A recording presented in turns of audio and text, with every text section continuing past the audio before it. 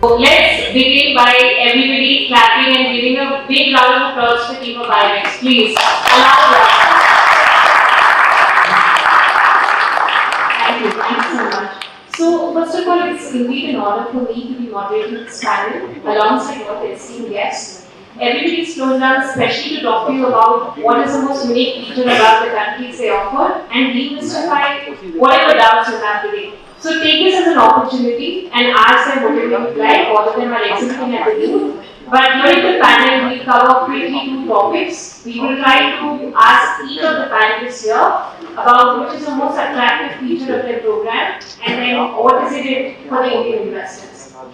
So with that, I just begin by giving a quick introduction about myself and then request Ken to kindly do the needful. So we go from this side.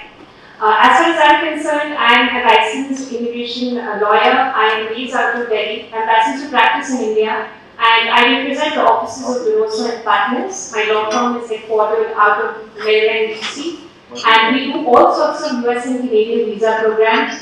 Our managing partner, Ignacio, who could not be here today, is a very senior attorney, has over 20 years of experience. And particularly in the US visa program, EB5 happens to be our forte. On the Canadian visa programs, we do all programs, but today I will be discussing about the Canada startup visa. So Ken, could you please introduce yourself quickly? Yeah, hi guys. Ken Dodds. I'm one of the founders and director of Resimax Group. I've been involved in property development for more than 25 years now.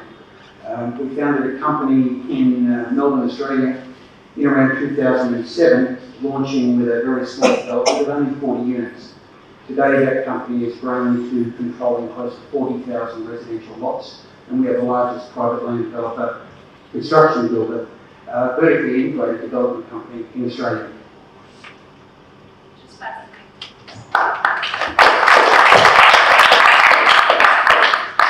Hi, my name is Vineet, Kumar. I've been working with Sobha for the last couple of years. In construction, I had my experience in India and then I moved to Dubai. I'm leading the direct sales team for Sobha, their loyalty program. With Sobha, we have been growing multi-fold in the last couple of years, especially post-COVID. We have tripled our revenues each year. In terms of locations, we have widespread all across Dubai. We are eyeing to have communities that are socially integrated, that are luxury living, and that's what our vision is. From India, we have a lot of investors from India. They are very excited about Dubai, and so I'm here to give you more excitement about it. Thank you very much. Hi there, my name is Poston. I'm the co-founder of the Poston Group. We've been working in the real estate investment market for around 20 years now. We started holding Poston Group about 7 years ago. In the last 7 years, we've helped over 40 different nationalities invest across Europe in different visa schemes, totaling more than 500 million worth of investment. Currently, at the moment, we're working right away across Europe in many different programs, but today I think mainly I'm talking about Portugal and Greece, because they're the two most exciting projects in Europe at the moment.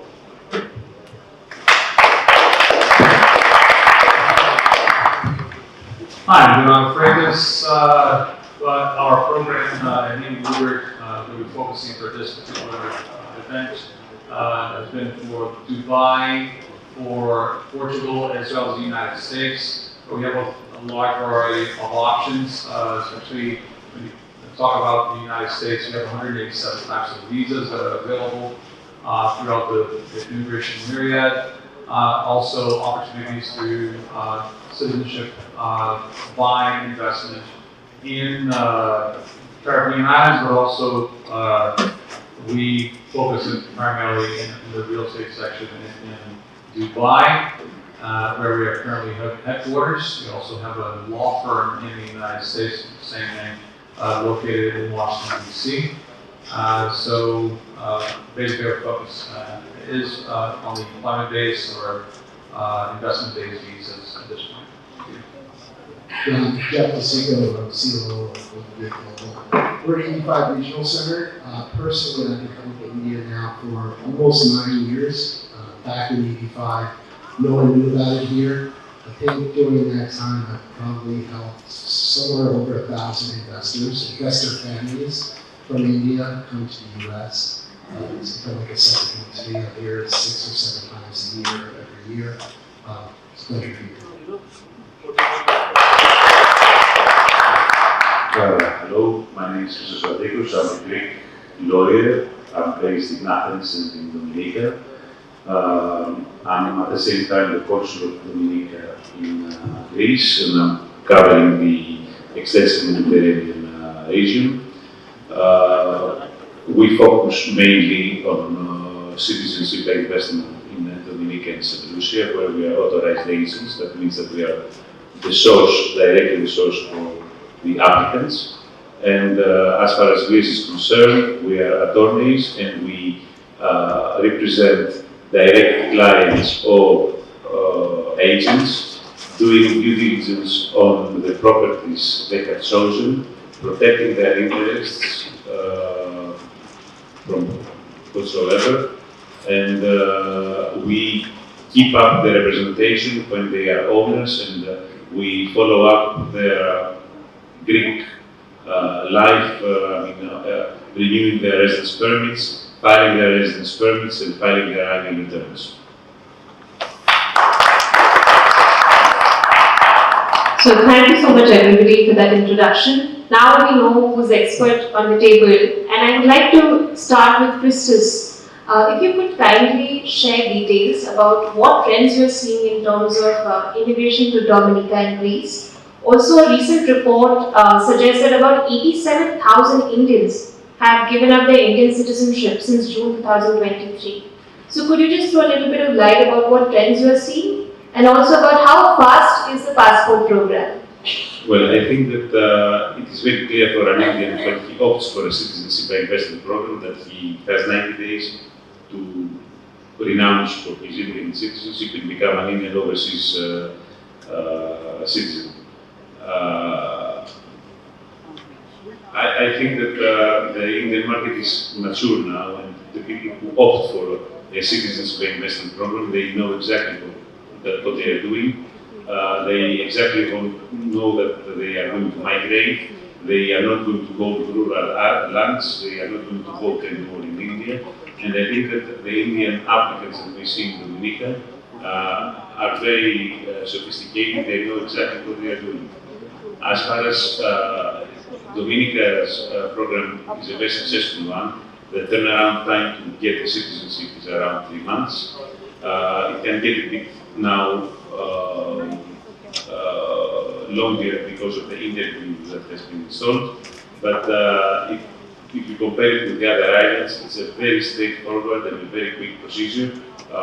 Clearing the funds is a very quick procedure too. And I think that it is a wise choice for an Indian who doesn't have the American dream of doing the E2 visa.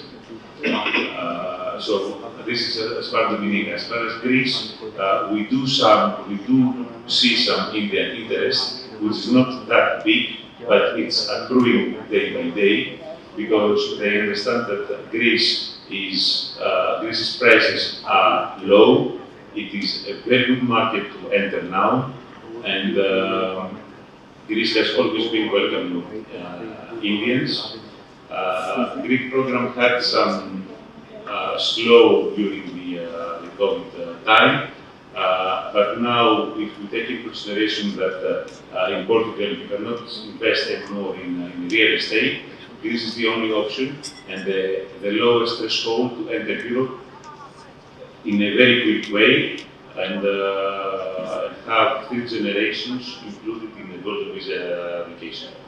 Sure, thank you so much. And what do you feel in terms of the opportunities for Indians? Do you feel, Jeff, this is a question for you. You represent one of the most reputed regional centers in the 85 industry. Your track record speaks for itself, never defaulted on any project. So in terms of the opportunity for Indians, what do you see in the current trend? And also if you could throw a little bit of light about how you pick projects. Yeah, the first thing is, what we've seen is a shift. Before 2015-16, people from India were doing this to give their children advantages. children come to the US, study on an F1 visa, most likely get an H1B visa, wait it out, and be able to get a green card at some point in the future. Unfortunately, that dream's a little bit shattered now. I think, 18% acceptance rate for an H1B in last year's lottery, literally lottery. We have an 18% chance of getting a job in the US. So imagine a parent sends their kids to the US to study, this is their dream, spends $500,000 at a top university, and yes, that's what it costs. I'm sure some of you didn't know that. And then your child gets out, and then they can't get a job. So they have to return to India. So what that has really done is kind of forced investors who have the means, and obviously $800,000 is not, for everyone, but the investors who have the means to start this process early. And we're getting a lot of inquiries from people with children who are high school age, who intend to go to school in the US, planning ahead, which has been really important.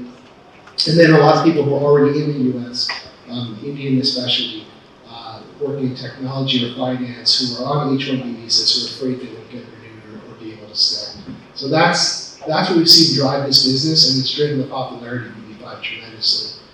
In terms of real quick project selection, there's a couple things you as investors, when you start to look at EB5 regional centers, and there are a bunch of great ones out there, a few of you are here today.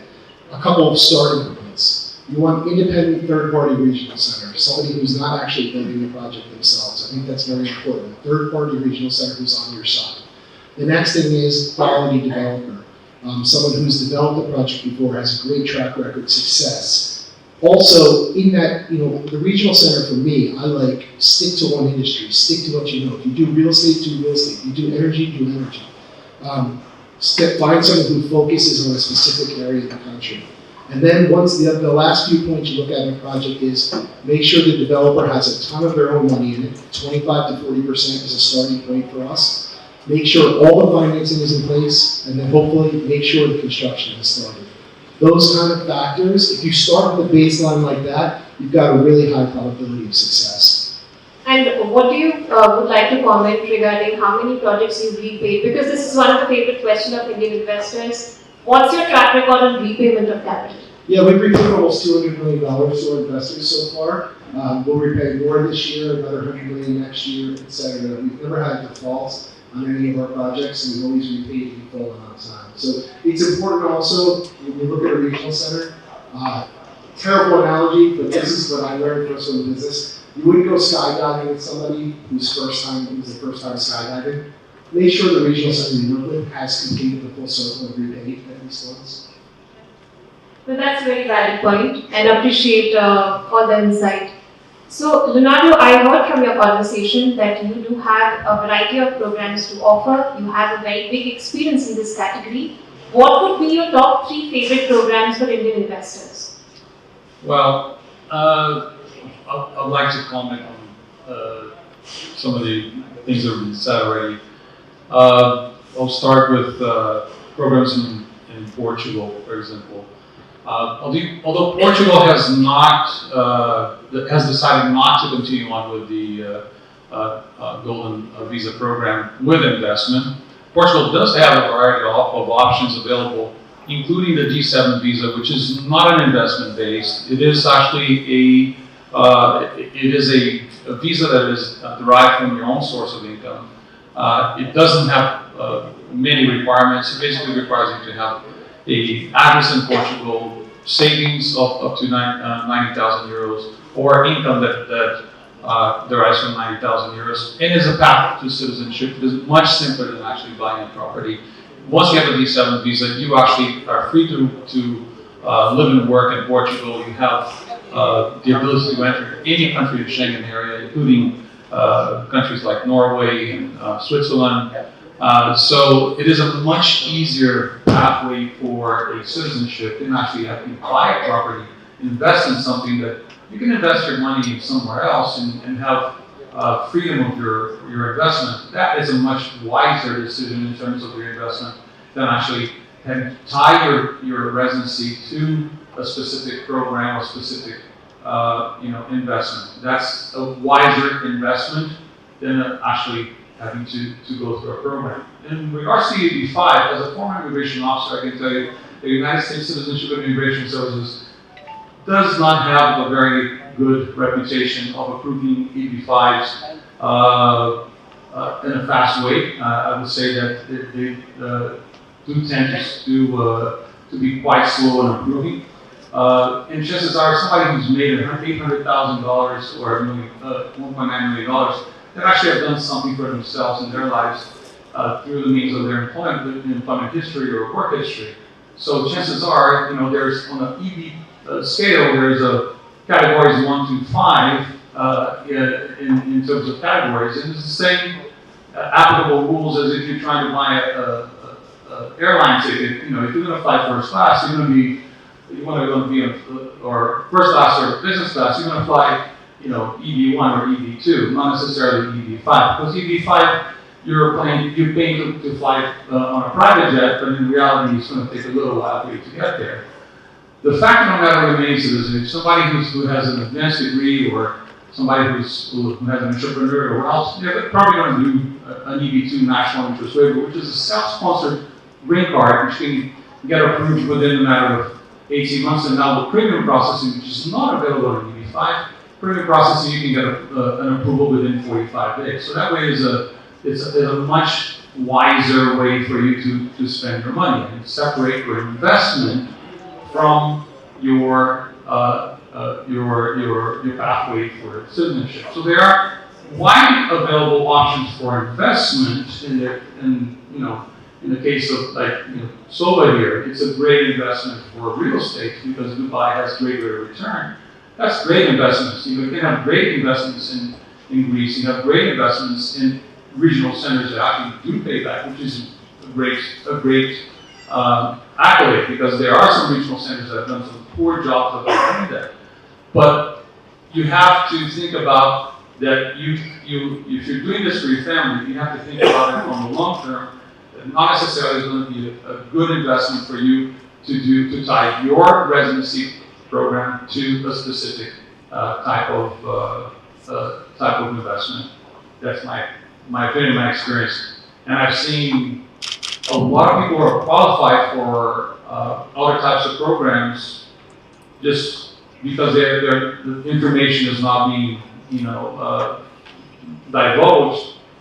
The information should be divulged in terms of being able to explain to people that there are several options available.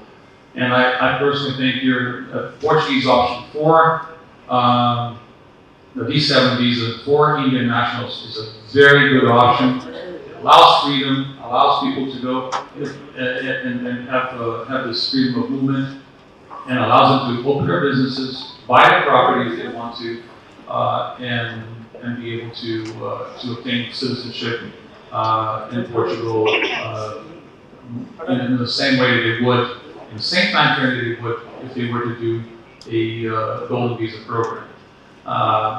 That itself is by far, I think, one of the best programs there is. Thank you so much. And coming to Canada and US now, just very briefly commenting on Canadian immigration programs. So Canada has a federal system where you intake candidates on the basis of comprehensive ranking system, CRS. And CRS ranks you on the basis of age, education, qualification, work experience, and your ability to score in the English language exam. So what happens is that majority of the candidates who are above the age of 30 years, you're not able to secure a Canadian permanent residency, which is why Canada also has an intake of applicants at the provincial level. So for example, if there are 11 territories, each territory will have at least 5 programs. 3 of them will be basis of skill. So for example, if you go to study in Canada, or if you're graduating from a university, or if you have skills which are in specific demand in Canada, then you can automatically be sponsored on a provincial nominee program. As compared to that, Canada at a provincial level also has entrepreneur programs, where you show to the government that you have a minimum investment that you will cover to the business, and you show a minimum net worth, and then you grow the business for a certain tenure, which is basically your performance period. So when you look at both the landscapes of Canada, of course, the levels of entry are 24. But then what does a candidate do who's, let's say, 45 years or 40 years and above, and who cannot make it to the comprehensive ranking system express entry part? So there is another program which is again available at a federal level called Startup Visa. And why I like this program is because it's a Canada federal program. You can invest anywhere, say anywhere in Canada, and it comes at a minimum investment wherein you just have to infuse the capital in your company, have an innovative idea, and get it sponsored by a designated organization. So as a law firm, what we do is that we first of all curate a program for you, keeping into mind your individual analysis, and then subsequently, if you are a good fit, let's say for this program, then we have consultations, we prepare you for the pitch round, and accordingly we suggest this program to you. Advantage, it comes at a very affordable cost of maybe $150,000 Canadian dollars, which is about 70 lakhs or 1 lakh INR. And the entire family, husband, wife, and kids below 22, all of you get the permanent residence. When it comes to US, again, you already have other panelists who talk about the US 55 program. I would just like to comment by saying that right now is very exciting because we have a new act. We have an act that delivers the promises that were made by all the legislators, and we also have candidates who achieve success under the new act. Of course, we have a long way to go. The Reform and Integrity Act of EB5 has radically transformed the entire EB5 industry, but we are learning about new policy guidelines every day. All I would say is that if you're interested for the US EB5 program, then you must consult a specialized attorney, get your source of funds qualified, talk to a good regional center, and do your own due diligence before you make the move. So, like I said today, we have a lot of experts in this room, we have a lot of regional centers and attorneys also are available, so don't hesitate to contact any one of us.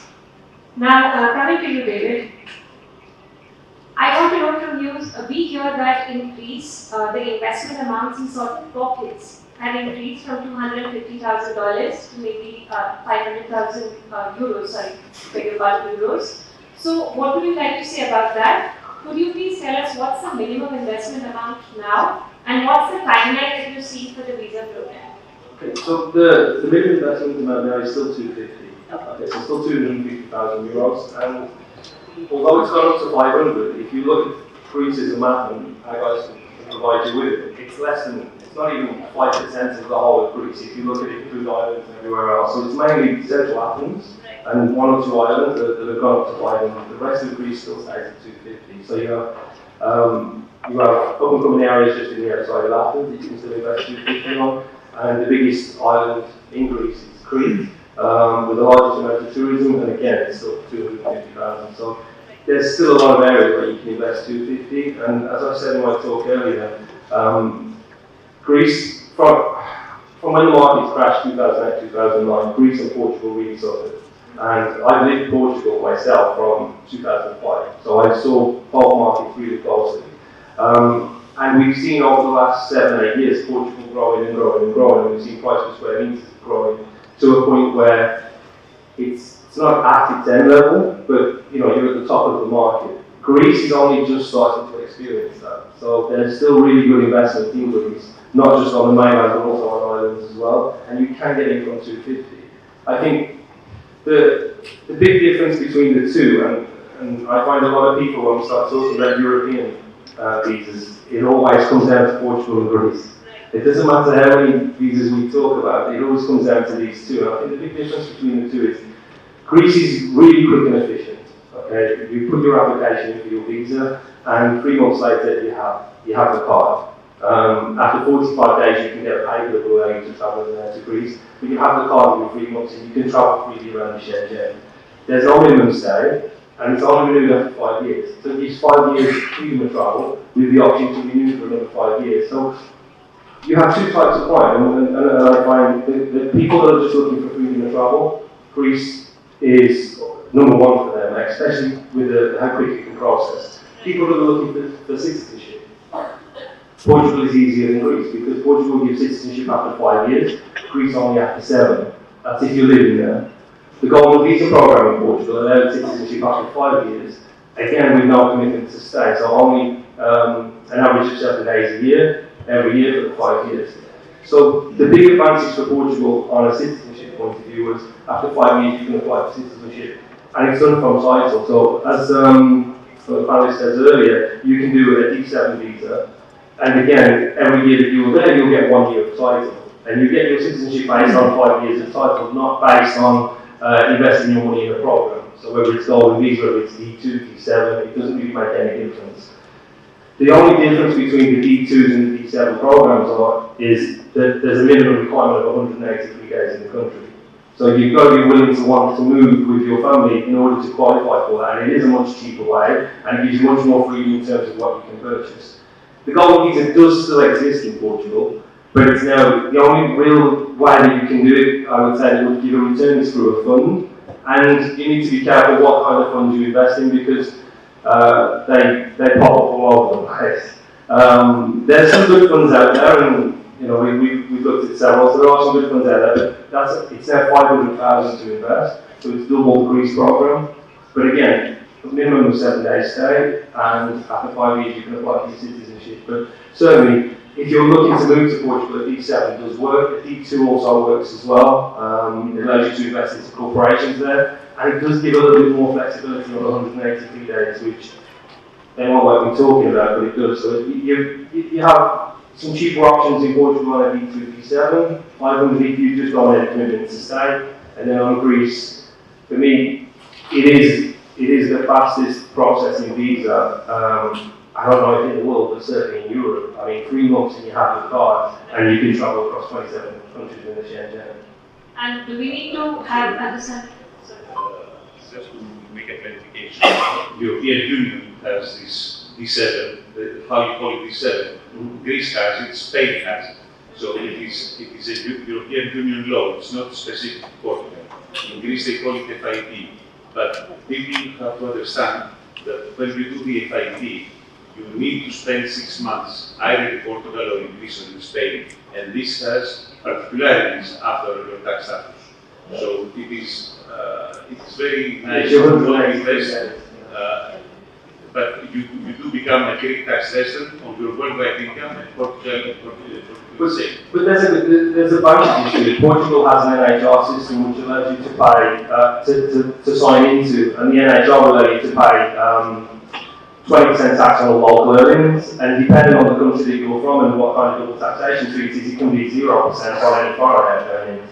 And then Greece again has similar tax laws. You can pay 5% on dividends. So both of them have advantages to live there. It just depends if you want to, if you're ready to move your family. I know that a lot of people that are in here will have businesses here and commitments here, and they're probably not ready to move yet. I think that the D7 or the financial independent visa for Greece is for people who want to migrate their family, having their children and their wife living in Europe and going to school, and then being in India working. I think this is the optimum clientele for this kind of visa. What we find is, because we did a lot of countries, what we find is that people tend to go Portugal over Greece, plain and simply because citizenship comes after 5 years rather than 7. So we find people steer more towards Portugal, but still, I think we're 46 different countries that we have clients from, and still only around about 16-17% of clients actually move. A lot of them, comes later on down the line. Alright, so, okay, I just have to say. So you say that I got my citizenship in Portugal without living there on the D7 visa because they were just nice to me? Of course not. There's a specific aspect of the law, and please allow me to say that says that your residency requirement in terms of Portugal is based on the fact that you maintain residency and you have no intention to abandon your residency if you were absent abroad. The requirement of the 183 days is a requirement so long as you do not have the intention to abandon your residency. That's what the law says. So, according to the aspect of the law, is that you can prove that you have no interest of abandoning if you maintain your interests in Portugal, you maintain your non-habitual residency status, which is the fact that remains in Portugal. But this is either here or there. The fact remains that it is possible for people to have a non-habitual residency status and be able to maintain the residency ties to Portugal, not necessarily other countries. I can't speak about Greece, I can't speak about other countries, but I can speak about Portugal. that Portugal does recognize the fact that people may be absent abroad for temporary periods of time, and maintaining an address and residency in Portugal to the point of maintaining citizenship. I obtained my citizenship through that. I'm sure you did, but you can't have children then on the program. I did. And they were at school in Portugal or not? They were not school in Portugal. Because it's a loophole. So basically what it says is you need to spend 183 days in Portugal. However, with work or family commitments meaning that you can't, it's fine. But it shouldn't be a regular thing. What I'm trying to say is that they're already looking into it. You have to be careful. Residency, so citizenship in Portugal is passed through blood. Portugal does recognize that children under the age of 18 are automatic citizens by way of decree. So if you become a citizen before the 18th birthday of your child becomes a citizen automatically, regardless whether or not they're living with you, living abroad, living in Mars, they are a citizen of Portugal. So I think we can have this debate the whole day. Right? yes. I could go on the whole day. No, it's not that simple. We're really, we've done a lot. We've literally thousands of clients. We work with all the top law firms there. And I think if you don't have children, you can go that path. But if you've got children, it becomes very tricky because you should be showing that they're in school there. You should be showing a commitment to the country that you spent 183 days there. So if you never sign them up for a school and they're never in the country, it can affect not only theirs, but it can affect your passports as well moving forward. You're talking about playing a system rather than I'm not saying play a doing a system. That's what the law says. Follow the law, and the law exists for It does. So I think we should cease this conversation because the only thing that we should say, as a real European panel, I should say that European. Wow, that's very xenophobic to say. To be honest with you, very xenophobic. I should tell you that European Union is monitoring the systems, all these programs, and there's some concerns to Portugal and to Greece and to Spain, of course. So, gentlemen, thank you so much for that insight, and I think all of you, you had the best out of information when it comes to Portugal and Greece. And of course, any follow-up questions, we will contact all three of you. We got a very good understanding, deep understanding of the laws, and this is what happens when you have lawyers on the panel. Okay. So, coming to Dubai now, Vineet, I would like to know from you, your company has a legacy. And in India, we are very fascinated by investment in real estate. Even Sobha is a very well-known name in Gurgaon, in Delhi. So talk to us a little bit about how you can steer the Golden Visa program in Dubai through investment. We know that there's a 2 million AED investment, right? And also the fact that many of the investors do inquire with me saying you can buy multiple assets, you can buy single asset and make an investment of 2 million AED. So talk to us a little bit about it. Thank you very much, Aarushi. We are out of Europe now. Let's get back to Dubai. It's just 3 hours from here, so it's easier for you to invest in Dubai. You don't have to go far away. So, in terms of the investments in real estate particularly, I mean, to start with, as she said, we have been doing great in India, and we have foray our way in Dubai also. We are touching $5 billion as our sales this year, and that's been the magical number that we wanted to touch ever since we started in Dubai. In terms of investments and golden visas, basis your investments in real estate, the benchmark that was earlier by the UAE government was 5 million dirhams, which is approximately 10 CR in the Indian rupees, but that has been slashed down to now to 2 billion dirhams, which is approximately 4.4 CR. Now, how does it work? Typically, if you have an investment where you have already paid 2 million dirham, that means you have a ready property probably, then in that case, you get an opportunity to apply for it. And that golden visa is for yourself, of course for your spouse and your children. Now, if recently they have also changed a few of laws that they allow that if you are buying those, there's a boom of off-plan properties. Ready properties are exhausted from the market because there is a high flow into that as well, especially post-COVID from India, especially post the Ukrainian and the Russian war from Russia, and now the geopolitics that is raging around in the world, there is an inflow towards Dubai because they have created USP for high quality and crime-free, good quality living, and that's the core USP. Oil and the safari days are gone. Now Dubai is eyeing for creating an ecosystem where the lifestyle, the quality of life becomes the core where you want to be, and that's where a lot of investment has come from India. And we have been seeing people who are doing businesses in India, they want to foray to Dubai, they are establishing their businesses in Dubai, they are also setting their families in Dubai because of the quality of life, medical operations, everything is right in place right now. And that's where, now since the ready properties are off the market, off-plan is what we have in hand. Where you invest today, maybe in the projects which are getting completed in 2 years, of course with a good quality developer who gives you property on time, because Sobha does, 6 months before we do. And that's where so in the off-plan segment, what the UAE government now allows you is that if you have given 1 million dirham as an investment in any of the property out of the 2 million, so 50% if you paid off, then you get an opportunity to apply for a visa. That's an easy. So you need not wait for completion of your property till 2027. You have an opportunity where you can give, say, 2.2 CR to the developers because they will have a payment plan and that will go till the date of completion. You have that opportunity where you can get it. So, Vineet, is there an upper limit on how much time you can take to make the second payment? No. So, typically that's not there. Where you can, And can you take loans? Just a curious question. Can you take loans in India and fund this? That you have to see with the regulations that exist in India. I'm not the lawyer in India, but you can. So in whichever way, the amount of investment that you can make in the property in Dubai, not taking loans over there, right? Because that should be the value that has been transferred to that time. That's the core, sentiment of that nuance in that law. Right. Understood.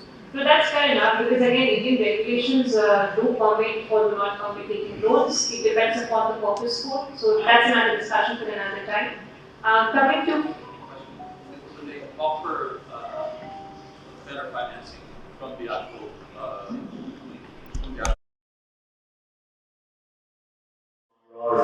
Financial research that everything they do by your this is that you can get a loan on the ready property.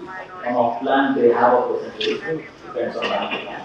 But on ready property, you have a proportion that you can take as a loan. But in that case, you don't get, for example, if you invest in 2 million dirham property and you take 80% of that as a loan from that bank, they will not give you a visa in that case.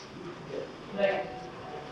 So coming to you, Ken, Australia happens to be one of the favorite destinations for Indians, and we hear more about the skill-based programs, a little less about the investment, but we have opportunity to hear from you. Please let us know about what investment opportunities are available in Australia, how can investment visas be obtained, and what's the timeline that you're looking at? Okay, there's a couple of points I want to make here. Firstly, is that I'm definitely not an immigration specialist, and I'm sitting on the stage here with a bunch of guys who really know their stuff.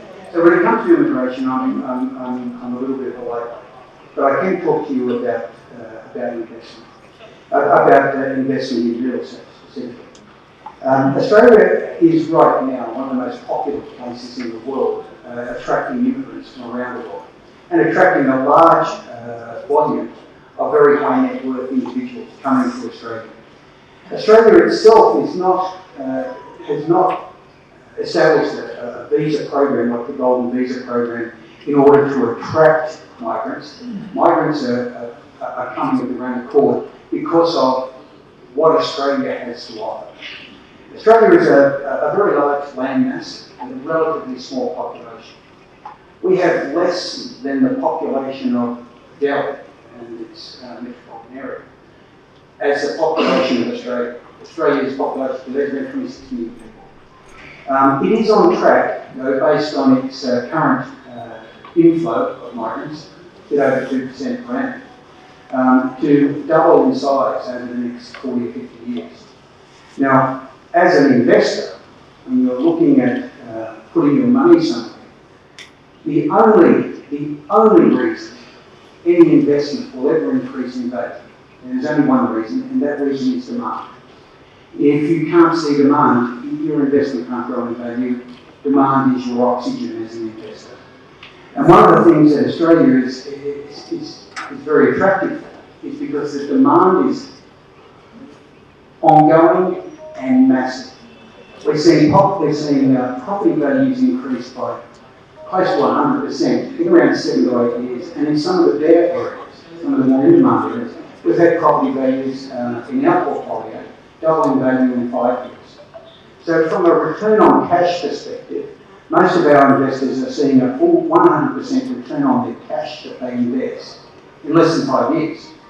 So I think for those reasons it's very attractive. And I like the concept of separating the investment from the immigration perspective.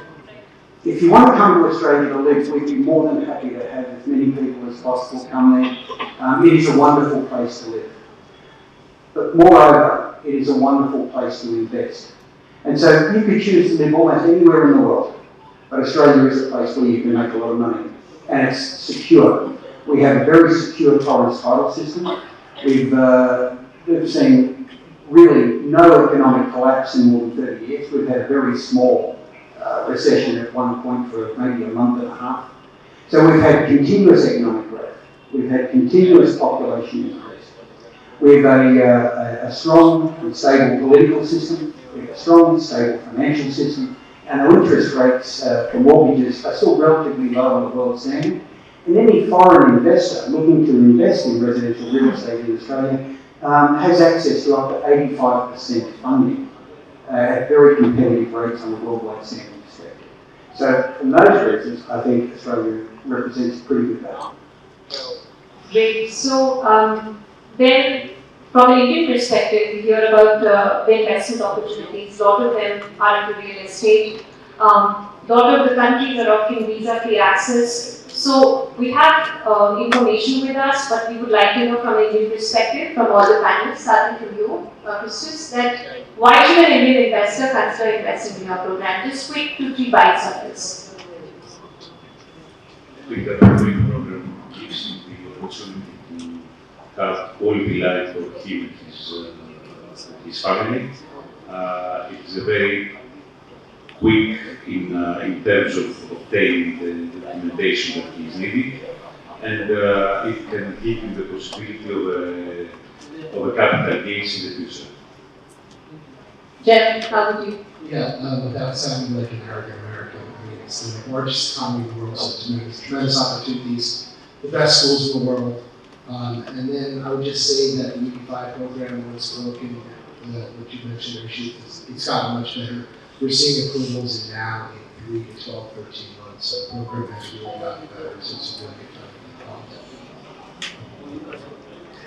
time. I do agree that the United States is a tremendous opportunity for investment. Dubai, undoubtedly, I think that 1 and 2 there. Australia, great place, great investment. Lived in Australia for 6 years, love it. But I think that there's a lot to be said about Europe as well and the opportunities that exist. There are all these programs are absolutely great. I think that the diversification portfolio is actually a good, sound investment advice. You can have some properties in Australia, some properties in Greece. An EB-5 program, I think the issue is everybody here wants to be mobile and global, right? And I think there's a lot to be said if you do a mix and match of all these programs.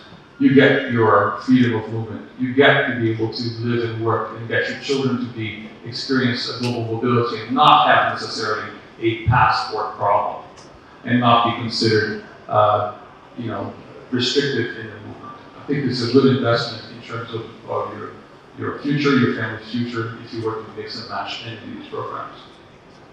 Sure.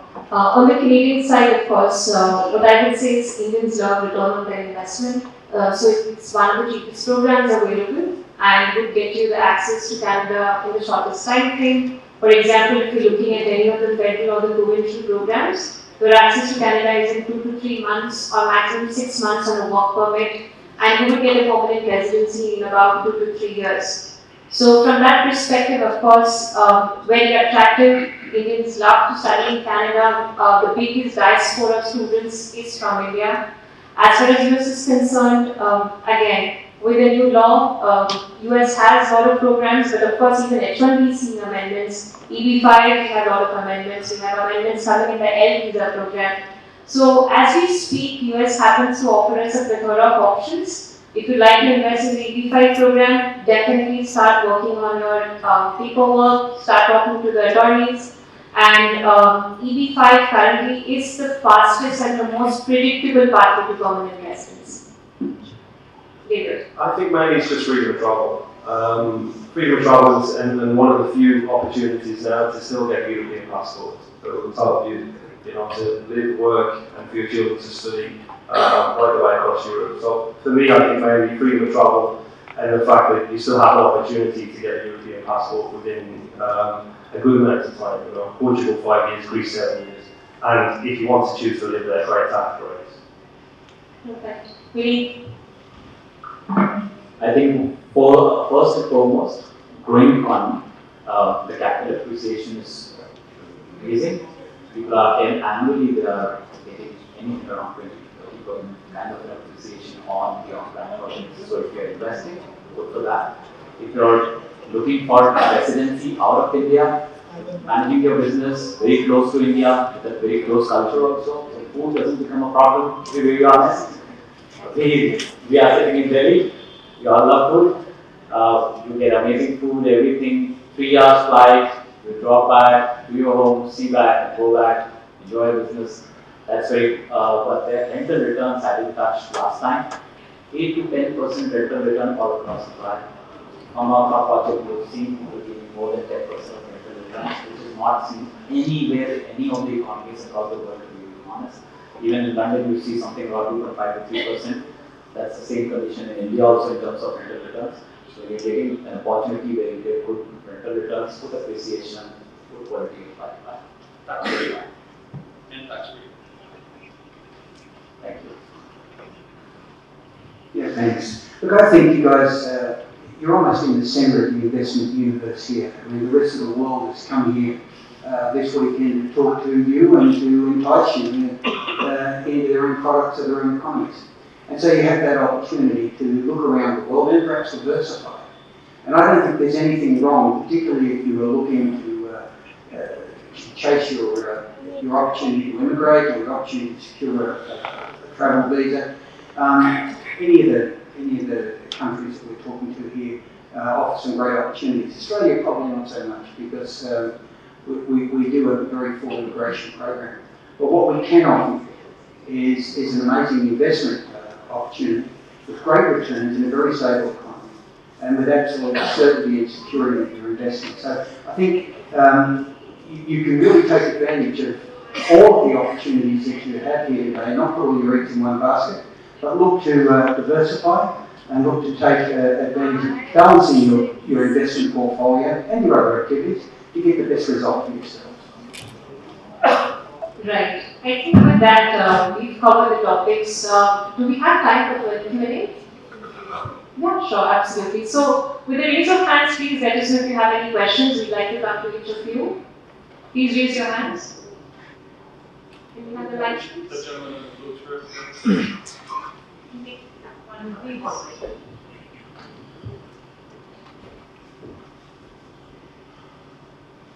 Also, can you please address who the question is for so that we can quickly answer?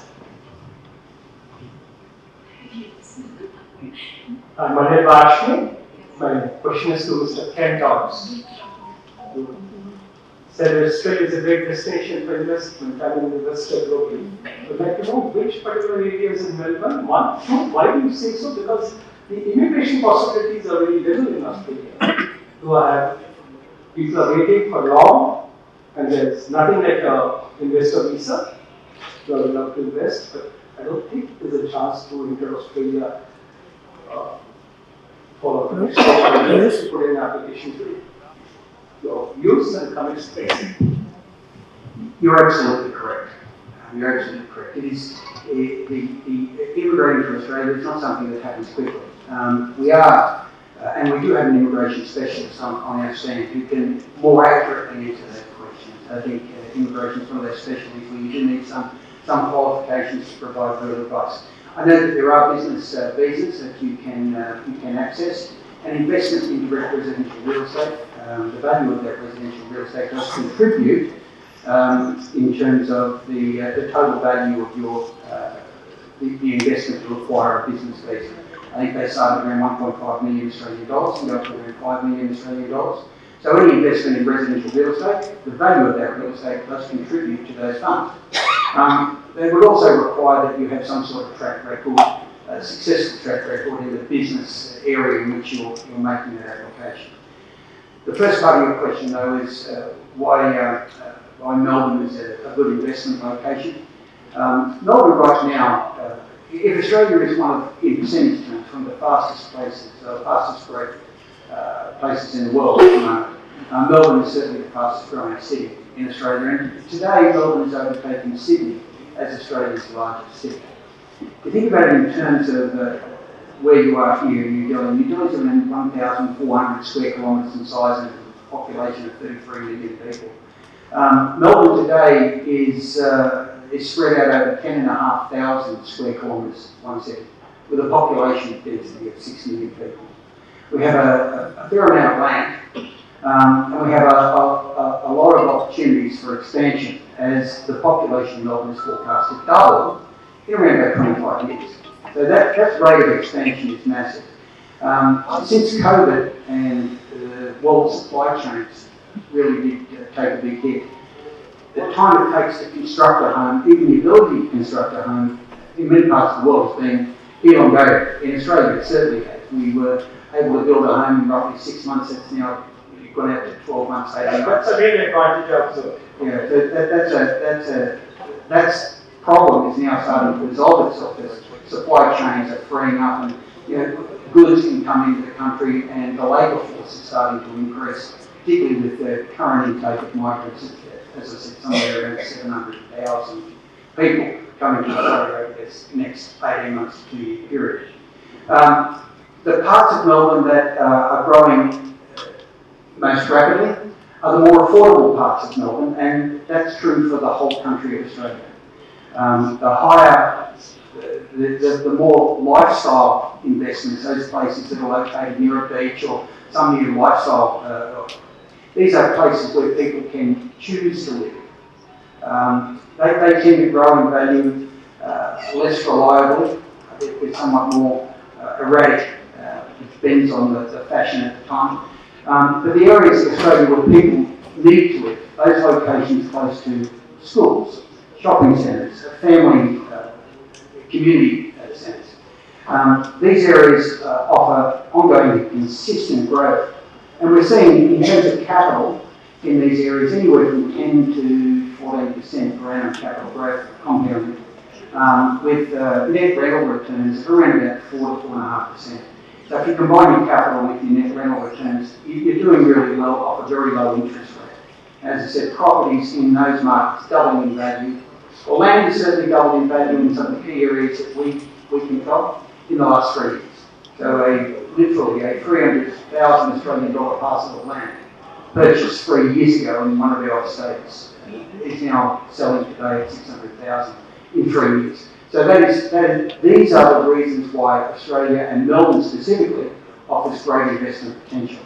But I agree with your second part of your question. It's not easy to migrate. The recycling is a stumbling block as of now. It will be, and certainly, as I understand it, Australia is in no rush to expand that. But I would encourage you, please, to have a conversation with the immigration lawyer at our stand. Thank you. Her knowledge will be far more up to date on that subject than mine. And then I'll take the second question later. Sure. So one more question we can take, if you possibly have time, please. Anybody? Sure, please go. If somebody had raised their hand, anybody? Yeah.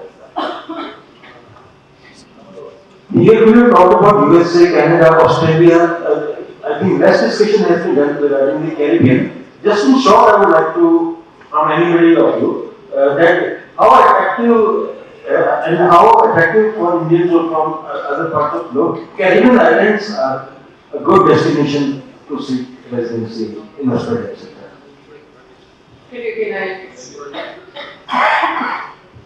We'll answer that in Dominica, that'll be easier. I mean, I mean, you can get residency, you get citizenship in any of the Caribbean islands. You can live in any, it's a CARICOM, it's a European, it's a common market.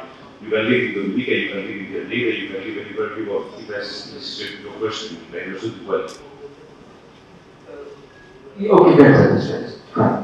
That's okay. Well, could you elaborate a little bit on your question, please? So my question is that how attractive are the Caribbean islands as destination sought after for the residency or for the investment?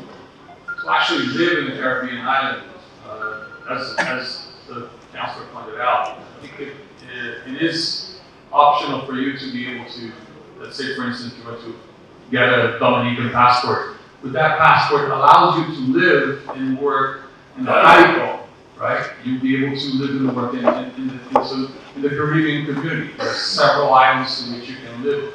The destination depends on your personal preference. I mean, you choose, if you were to choose to live in a Caribbean country, is there a thriving economy there? It depends. Maybe for you, your personal preference is not necessarily living in a place where there's a thriving economy, because it's cheaper for you to live there out of your savings that you have invested elsewhere. So it's a matter of personal preference, and not necessarily because of one destination is better than the other. I mean, I have a personal preference. I'm an American citizen. I have one also. I have an Australian passport. I have a British passport, a Portuguese passport. So, and I prefer to live in Dubai because my tax structure is better, doing everything through my Dubai holding company. So I prefer to spend most of my time in Dubai. Better quality of life. You know, I've enjoyed great restaurants, great nightlife, everything that I want, I can find in Dubai. Maybe because I'm not going to take a passport and live in Dubai. Yeah, exactly. That's the whole plan. It's a matter of preference. Destination for you to live is where you feel safe, secure, and feel home. I love St. Kilda Beach in Australia. It's a great place to live. It's a great quality of life. But, you know, because of my business, of the time difference, it makes it a little bit difficult. I also love New Zealand. There are places around the world that are phenomenal to live.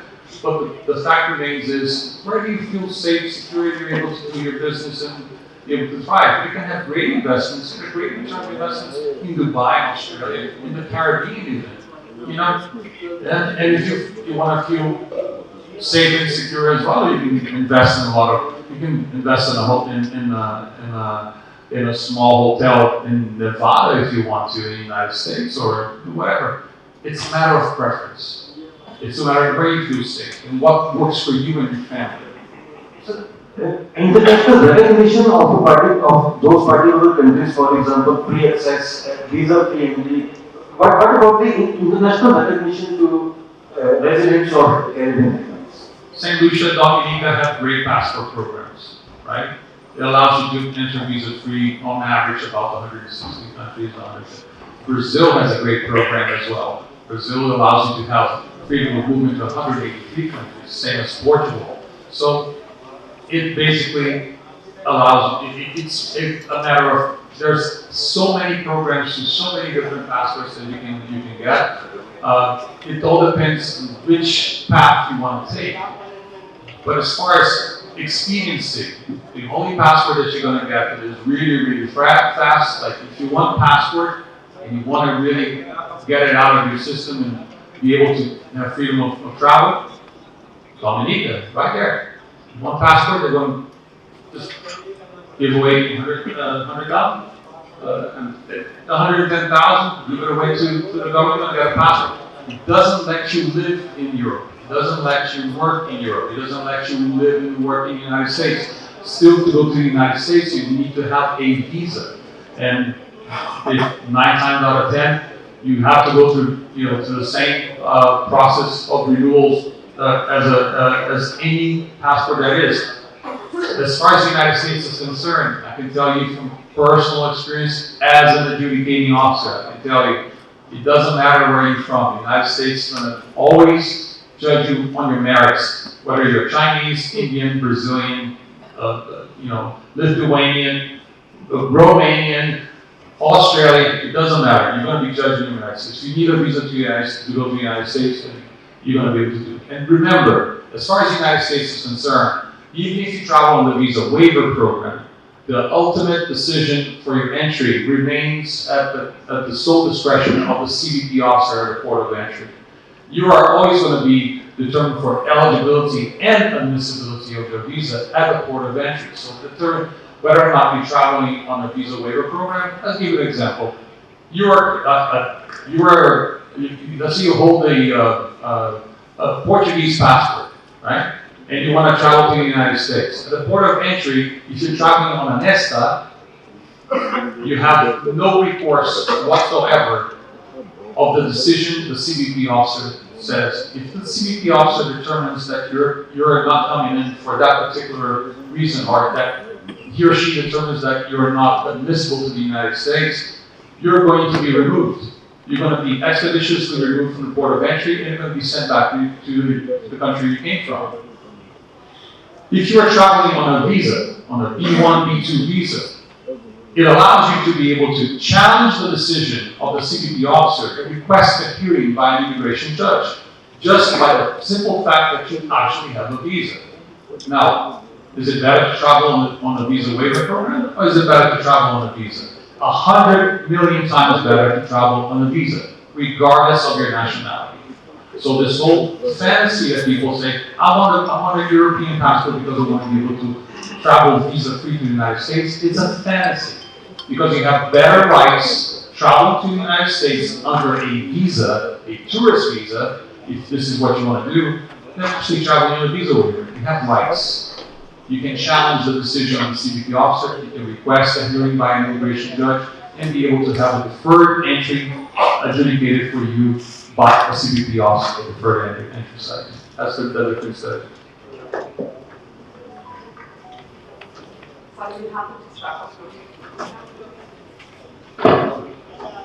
I have to say this, that this was one of the most diverse and thrilling sessions that we've had. It was post-lunch, but everybody was just like clued up to this session. So thank you very, very much. And can we give them a roaring round of applause?